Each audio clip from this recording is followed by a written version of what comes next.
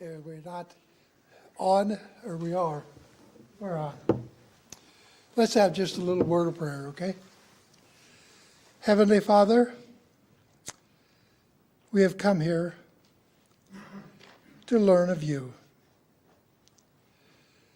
Remind us, Father, that when we study the Scriptures, it should be to find you out. When we study the spirit of prophecy, it should be to know you and Jesus better. Open our eyes that we might see. Open our ears that we might hear. And speak to us this day. And thank you for the privilege that we have and for the privilege you've given me. In Jesus' name, amen. You had to turn me up, huh?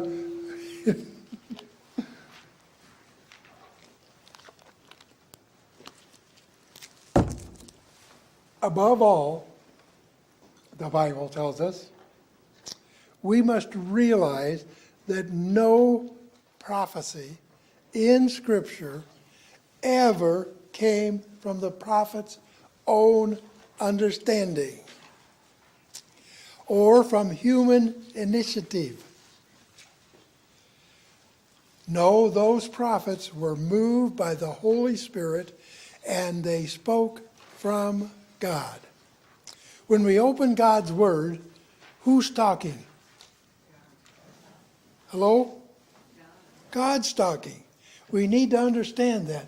We need to learn that this is directly from God, was given to us, that we might know Him and His Son better. We might have a relationship with Him, because that's the only thing that really saves us. Nothing else is going to save us. You can have degrees as long as your arms and still be an educated idiot. Okay? And believe me, you don't have to go far to believe that. Now, I'm not against education, okay? It's just when education takes precedence over God, it isn't really education.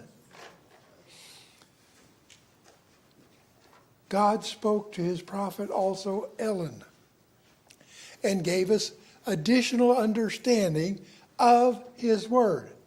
And we are only supposed to read her when we are reading the Scriptures together, make understanding. What happens if we found a discrepancy between Ellen White wrote and what God wrote in the Bible? What should we do with that? Throw it out. You're absolutely right. It holds no weight at all. And guess what? That's not Jack's words. That's Ellen White's words. If it doesn't agree, throw away what I wrote. God has given it, and we are privileged. By reading the Scriptures that God has given and the insight through his prophet Ellen, we shall know the truth, and the truth shall make us free. I want to touch a little bit of what we talked about last time, and then we'll move on from there. Well, Lucifer, he was striving.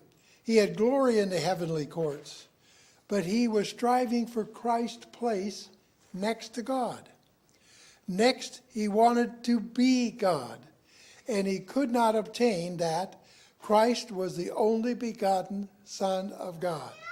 And Lucifer, the glorious angel, got up a warfare over this matter. Over what matter?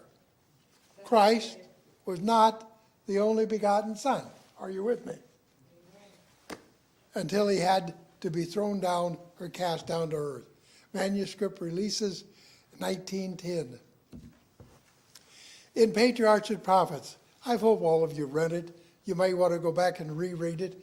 I'm rereading it now. It says this on page 36. The King of the universe, who's that?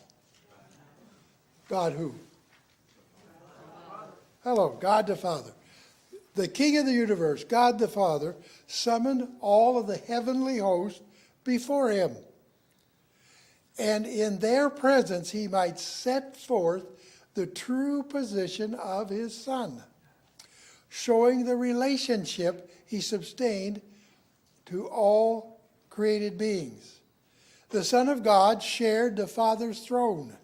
The glory of the eternal self-existent one encircled both. Who's the both it's talking about? God the Father and God the Son. About the throne, and gathered the holy angels, a vast number, unnumbered throne. Revelation tells us 10,000 times 10,000s and thousands of thousands. The most exalted angels, as ministers and subjects, rejoiced in the light that fell upon them. Who's the them? God the Father, God the Son, and from the presence of the deity. God the Father and God the Son are divine. To dispute the supremacy of the Son of God, thus impeaching the wisdom and the love of the Creator, had become the purpose of the Prince of Angels. To this object he was about to bend his energies of the mastermind, which next to Christ was among the first host of God. In other words, Lucifer is not stupid. Hello? Lucifer is very, very smart. And we need to understand that. I don't know about you, but outside of the Holy Bible, he's much smarter than I am.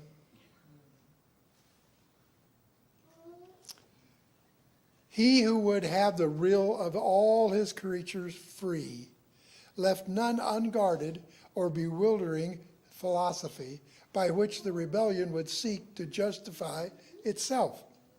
Before the great contest should open, all were to have a clear presentation of his will, whose wisdom and goodness were the spring of their joy. Patriarchs and Prophets, page 36. Lucifer's envy, misrepresentation of his claims to equality with Christ, had made necessary a statement from the true position of the Son of God. And who made the statement? God the Father. But this had been the same from the beginning. Many of the angels were, however, blinded by Lucifer's deceptions. That's page 38. Angels were expelled from heaven because they would not work in harmony with God. They would come to exalt themselves, and they had forgotten their beauty of person, and the character came from the Lord Jesus. This fact, the angels would obscure that Christ was the only begotten Son of God. This fact, the fact that Jesus is the only begotten Son of God, the angels would obscure it. They wanted to cover it up. They wanted to get rid of it. Now, this is way back before sin entered the world. Hello? Are you with me?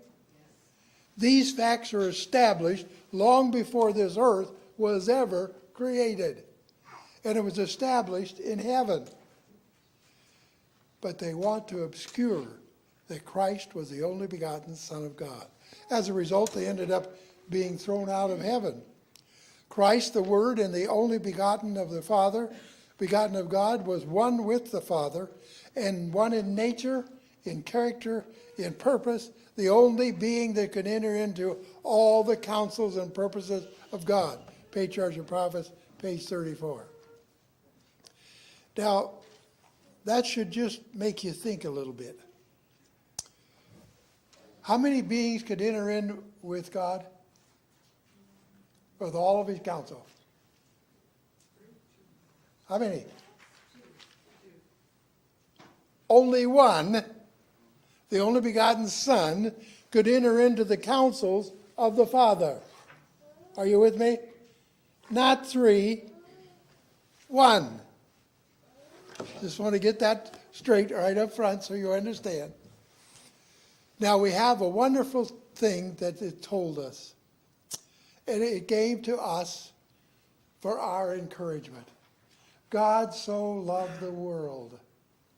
God so loved Jack, that he sent his only begotten Son, that if I or if you would believe in him, we would not perish, but we would have eternal life. What a wonderful promise that is. For God did not send his Son into the world to condemn you, but that the world through him might be saved. But he who does not believe is condemned already, because he has not believed in the name of the only begotten Son of God. That's fairly clear, isn't it? I don't think that when God had John write this, he made it, hard to understand. Do you all think so? I think it's pretty easy. Now, Ellen says, Signs of the Times, 1895. I get it right yet. A complete offering has been made, for God so loved the world that he gave his only begotten Son. Not a son by creation. What did she say? Not a son by creation, as were the angels, nor a son by adoption, as a forgiven sinner. Hello, I'm one of those. But a son begotten in the expressed image of the Father's person, in all the brightness of his majesty and glory, one equal with God in authority, one equal in divinity or divine perfection. In him dwelt all the fullness of the Godhead. So far, is this pretty understandable? Lucifer wanted Jesus' place. And Lucifer got all the angels together, and their one goal was to obscure this fact. Are you with me? Way back in the beginning. And now it seems like it's came to earth. We find in Proverbs chapter 8, verses 22 to 26. The Lord possessed me in the beginning of his ways, before his works of old. I was set up from everlasting and from the beginning, or ever the earth was, when there was no depths, I was brought forth. When there was no fountains abounding with water. Before the mountains were settled, before the hills, I was brought forth. While he had not made the earth, nor the fields, nor the highest parts of the dust of the world. Proverbs 8. Now also in 8 it says something that we should back up and read. I, wisdom. You'll find it if you do a study. That's referring to God. Okay? I, wisdom, dwell in prudence. Find out knowledge and discretion. Counsel is mine, and sound wisdom. I am understanding, and I am its strength. But in Proverbs 9 it says, the fear of the Lord is the beginning of wisdom, and the knowledge of the Holy One is understanding. So if you really want wisdom, and you want to get the knowledge and understand him, we need to go back and read the Word. That's what it's basically telling us. Patriarchs and Prophets, page 34. The Son of God declares himself, the Lord possessed me in the beginning of his ways, before his works of old. I was set up from everlasting, and when he appointed the foundations of the earth, then I was with him, as one brought up with him, and I was daily in his delight, and rejoiced always before him. That's referring to Proverbs 8, 22 to 30.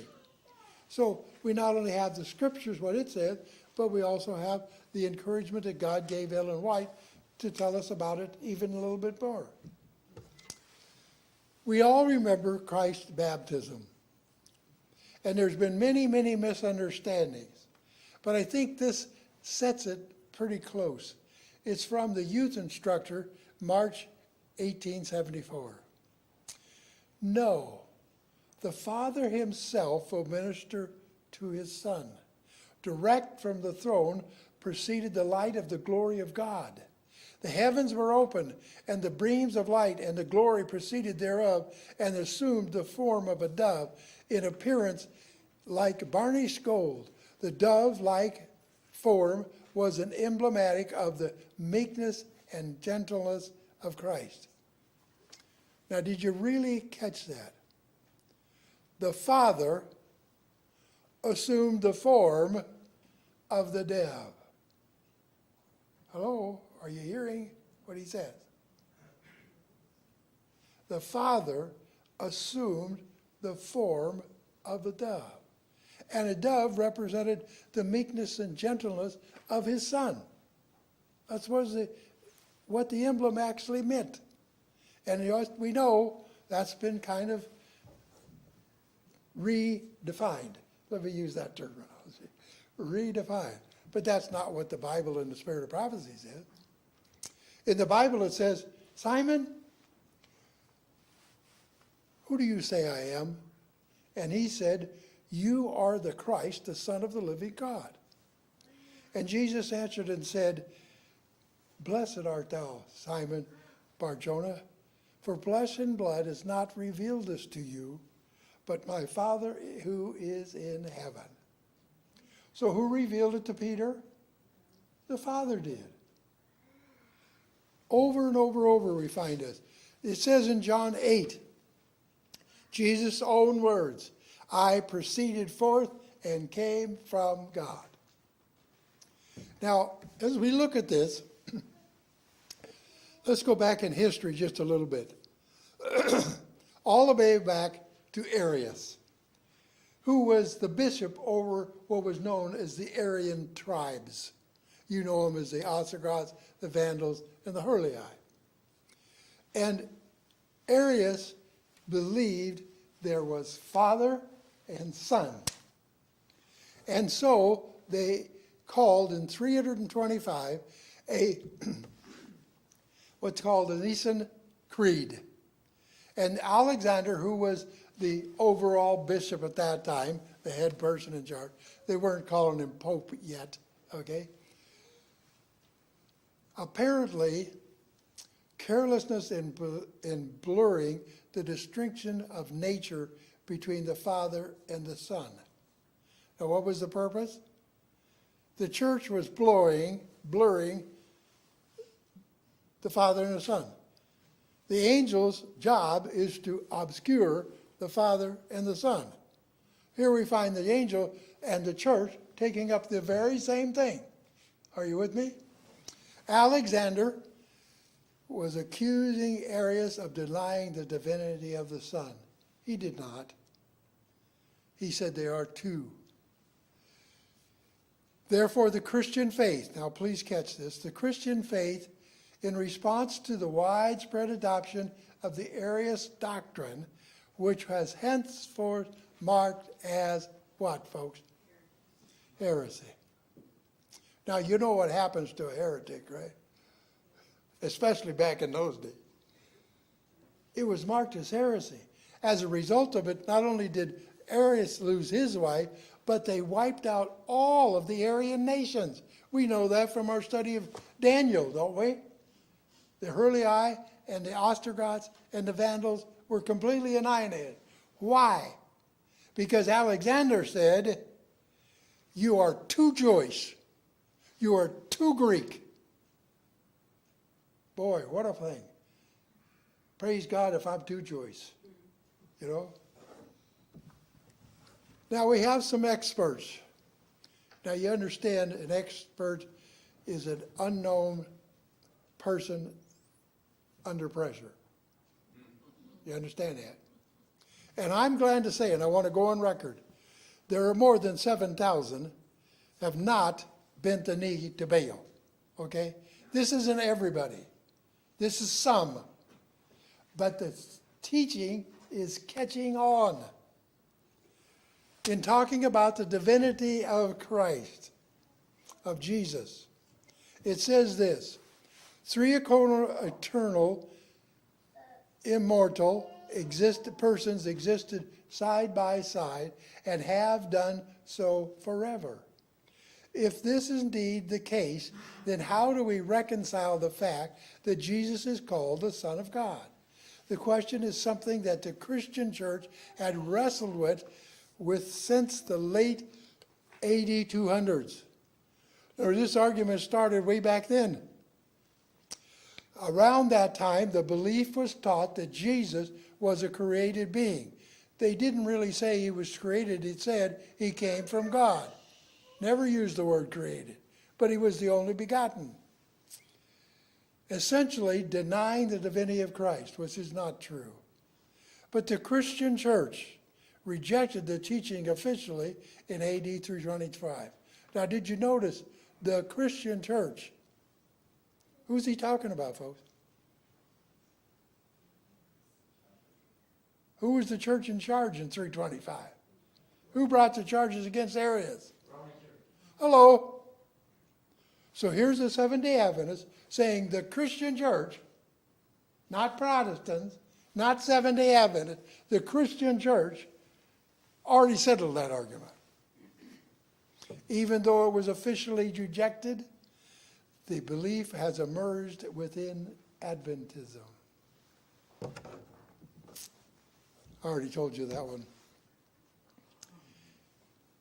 It may be inferred from the scriptures that when God had laid out the plan of salvation, at some point in the eternal past, they also took certain positions or roles to carry out the provisions of the plan.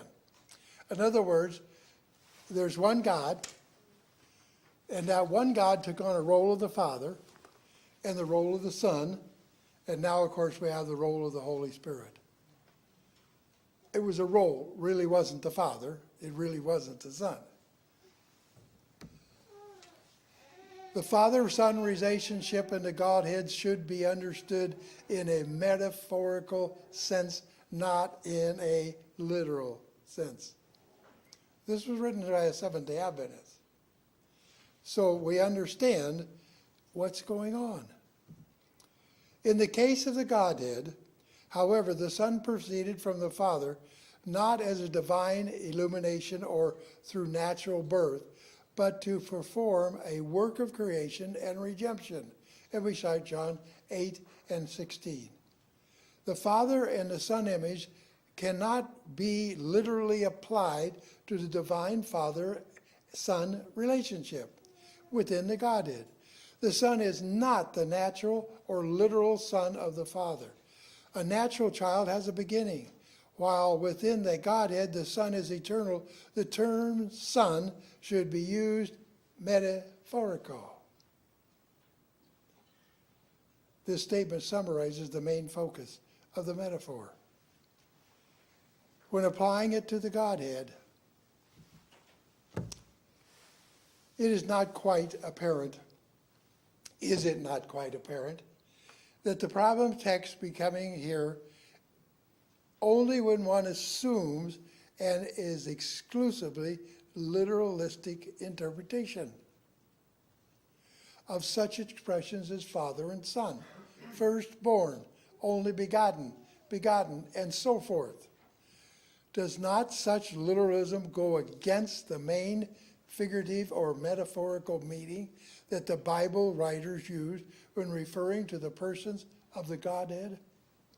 Can one really say that the Bible writers meant such an expression as the only true God, as God the Father, to exclude the full deity of the Son, Jesus Christ? One more. Like I say, the thing that bothers me the most about this, folks, these are peoples with degrees. These are people that are teachers at colleges. Here we find one that was also part of the Biblical Research Institute. And what does he say? By the way, he's retired. November 2015. Christ is the eternal Son of God. We are dealing with metaphorical use of the word Son. Metaphorical significance, the Son is not natural, literal Father of the Son. Now I want you to get this. We said God so loved the world that he gave his only begotten Son. Understand, if we follow the thinking that they have given us, that is a lie. You understand that? Because Jesus really isn't God the Father's Son. It's only a role that God took on. Do you understand the significance here? It's a lie. While it's unique, it's a role. But it's totally metaphorical. Now, I don't know about the rest of you, but I happen to believe God. You can believe whoever you want. But I'm to understand the Word of God. We find this, it says, how do we explain it? How are these experts explaining this? Jesus, the angel of Gabriel, explained to Mary, therefore the child to be born will be called holy, the Son of God, reciting Luke 1. In his incarnation, Jesus himself experienced the human prenatal period and was recognized as the Messiah and the Son of God soon after his conception. What does that really say? The role was taken on when it was born of Mary. That's when he became the Son of God. Small, but big. The title Son refers to his entry into time and does not deny all of the eternal origin. There are references in the Old Testament to the sonship, but these are always in anticipation. You understand anticipation? Waiting for the incarnation. All of this was waiting for Christ to be born so that he could be called the Son of God. What did the pioneers think, folks? One by John, Little John. You are mistaken, supposing that the Seventh-day Adventist Church teaches that that Christ was created. They believe, on the contrary, that he was the begotten of the Father. That somewhere in the eternal ages past, there was a point in which Christ came into existence. They think that it was necessary that God should have pre-antedated Christ in his being, in order that Christ has been being begotten and to sustain him with the relationship of the Son. Does that sound like he believed he was created when he was born of Mary? You see, back then, they were considering this idea of God, but the Father, a person, and the Son, and the Holy Spirit. And he's saying it's not true. We look at this, Uriah Smith. The scriptures nowhere speak of Christ as a created being, but on the contrary, plainly state he was the only begotten of the Father. Ellen White made this comment in Shall Christ be compelled to bear continually the shameful infirmities of his people because they accept the false sentiments proceeding from the first traitor in the heavenly courts? If the angels were deceived by Lucifer's ingenious methods of misrepresenting God, and if Adam and Eve were deceived in his declaration that God was withholding from them the higher education that would make their self God, is there not a danger that men today be deceived? Please read the first chapter of Patriarchs and Prophets and see if the precious truths contained in this book are not given by the Lord to protect the people from deceptions that are urged upon them just now. It's pretty plain, isn't it? Manuscript releases number 10. Just now it's being urged. Great controversy. The truths most plainly revealed in the Bible have been involved in doubt and darkness by learned men and some women, who, with a pretense of great wisdom, teach the scriptures have a mystical or a secret spiritual meaning, not apparent in the language employed. These men are false teachers. Now, I didn't say that. Okay? You know, she says, messages of every order and kind have been urged upon the Seventh-day Adventists to take the place of the truth which point by point has been testified to by the miracle-working power of the Lord. Letter 232. And in 121, sealed by the power of the Holy Spirit. So the things that we believed as Seventh-day Adventists that were established in the beginning were brought out point by point through the Holy Spirit. Just like back when we read in Peter. They didn't come up with their own ideas. They didn't come up with their own explanation. They were given what to write by God. That's what she's saying. What did the church believe? There is one God, a personal, spiritual creator of all things, omnipotent and omnipresent and eternal, infinite in wisdom, holiness, justice, and goodness, and truth, and mercy, unchangeable. What about the Son? There is one Lord Jesus Christ, the Son of the eternal Father, the one by whom he created all things, and by whom they do exist, that he took on him the nature of the seed of Abraham, that for the redemption of our fallen race. That's what we believed. Now, if you go back and read the current 29 Adventist belief, you're going to find different in there, okay? But she says point by point was established by the Holy Spirit. So how could we be wrong before if we're wrong now? Christ, the Word, the only begotten of God, was one with the eternal Father, one in nature and in character and in purpose. The only being in the universe that can enter into all the counsels and purposes of God. By Christ the Father wrought in creation all heavenly beings.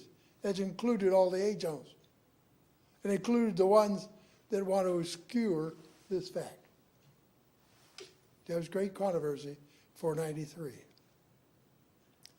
She said, we have nothing to fear for the future, except we shall forget the way the Lord has led us and his teachings in our past history. Education, false education, does not change God, nor his Son. That was letter 32. In Review and Herald, 1903. By the way, that was after the Desire of Ages. Some people want to go back and take a statement here and a statement here. They could say something. After that, she says this. Let them link up with the one another and with Christ. Let them study the 17th of John and learn how to pray, how to live the prayer of Christ. He is the comforter. He will decide in their hearts, making their joy full.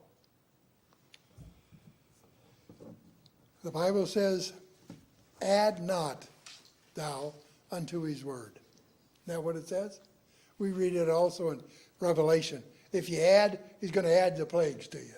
And if you subtract, he's going to take your name off of the book. That's simple. Here Proverbs said, thou shalt not add unto his word, lest thou be reproved thee, and thou be found a liar. Now, what's the definition of a liar? Who is a liar? The one that denieth that Jesus is the Christ. He is the Antichrist that defieth the Father and the Son. Very significant. Close to the end, I want to read this to you from Patriarchs and Prophets, page 686. Modern spiritualism, resting upon the same foundation, but is a revival in a new form of the witchcraft and demon worship that God condemned and prohibited of the old. Peter, describing the dangers which the church was to be exposed when? In the last days. Is any of us living in the last days?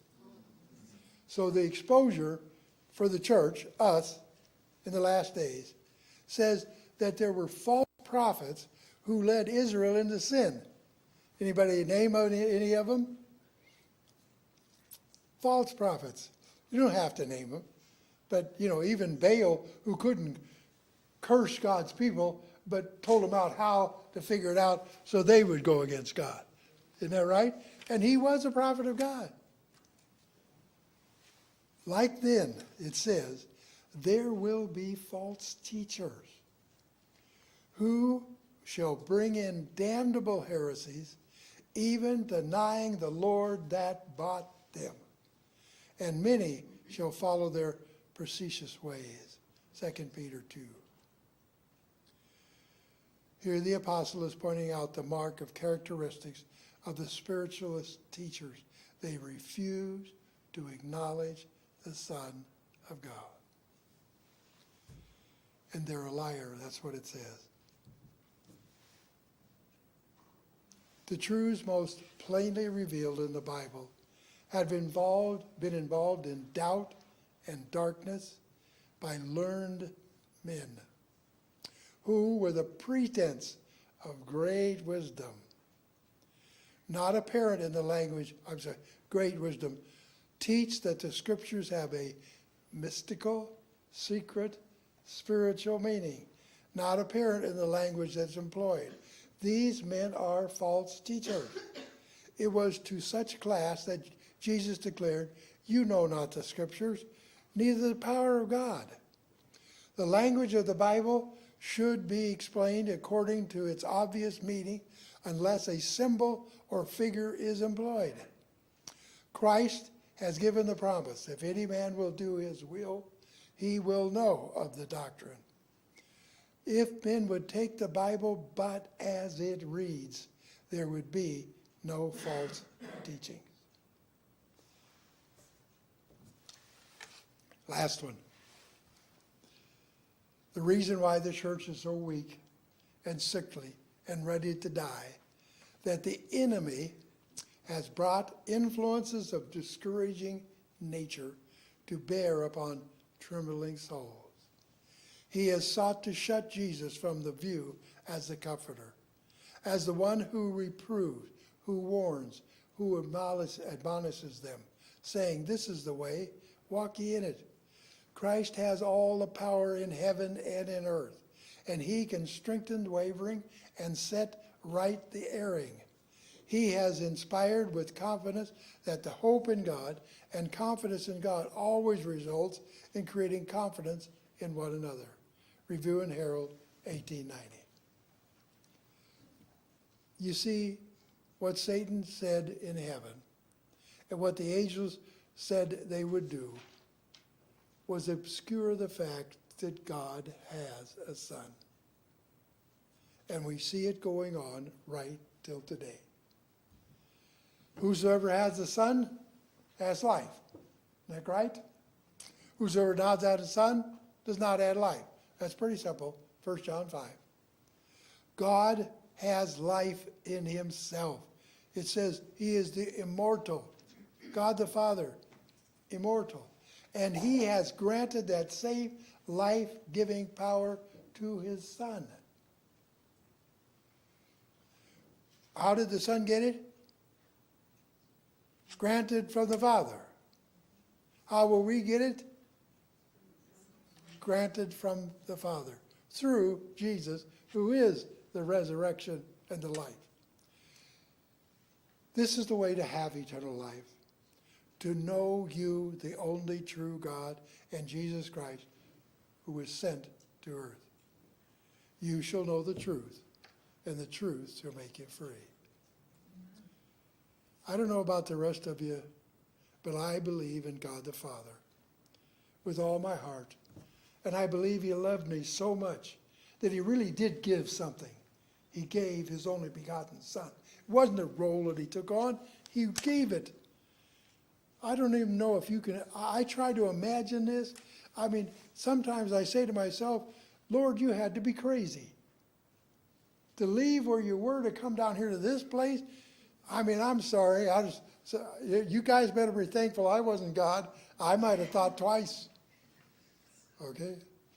But God loved us. Jesus loved us. They chose to save us.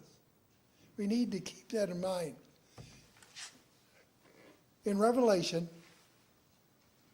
21, there are two are the temple. Not one is the temple. Not three is the temple. Two are the temple. The throne of God the Father and the throne of the Lamb. Youth Instructor 1898, the Father and the Son are to be exalted. He just forgot to mention the other one. The holy pair united with him raised their voice in harmonious songs of love, praise, adoration, and worship. I added the word worship. I say it down there. Okay. To the Father and his dear Son, for the tokens of love which surrounded them. They recognized the order and harmony of creation, which spoke of wisdom, knowledge that were infinite. Some new beauty and additional glory of their Eden home they were continually discovering, which filled their hearts with deeper love and brought from their lips expressions of gratitude, reverence for their Creator.